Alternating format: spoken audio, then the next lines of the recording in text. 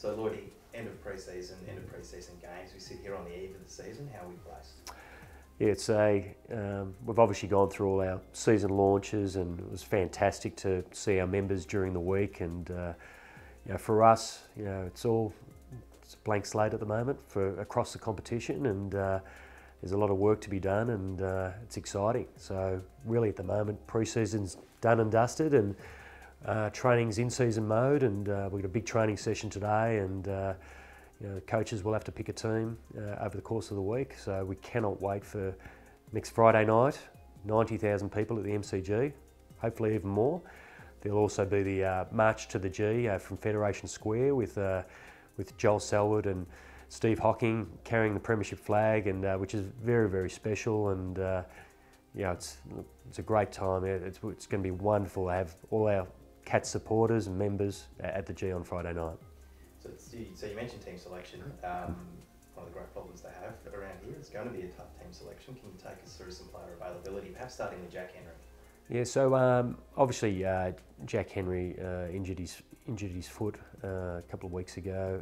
He's now well over a week post-surgery, and Jack will be non-weight bearing for the next fortnight, and then his rehabilitation program will start, and that'll be a medium-term injury. But Jack's in a great headspace, and as I've reported, he's highly professional, and he's very important to our team. He's an important component to our team. So hopefully that time will move quick. Sam Menegola.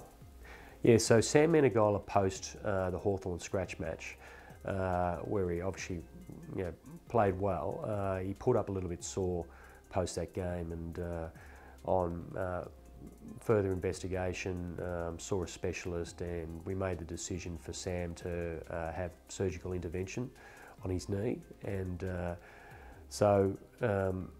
Sam, that'll be a medium-term prospect. But the great news for Sam is that this time next week he'll start his cross training, and he'll be on the bike, and so things will start to move pretty quick for Sam. But again, he put a good body of work in, and that'll still hold him in good stead. Staying in the middle of the ground, how's Mitch Duncan placed? Yeah, so obviously it's been reported that Mitch jumped on a plane and just more a change of scenery, went to South Australia and to continue his training program, and he's been doing a big body of running work and getting some treatment with Steve Saunders in South Australia, and he was one of our physios and sports scientists, and so Mitch is in a great place, and he's tracking well. And Tom Hawkins is still a chance for round one?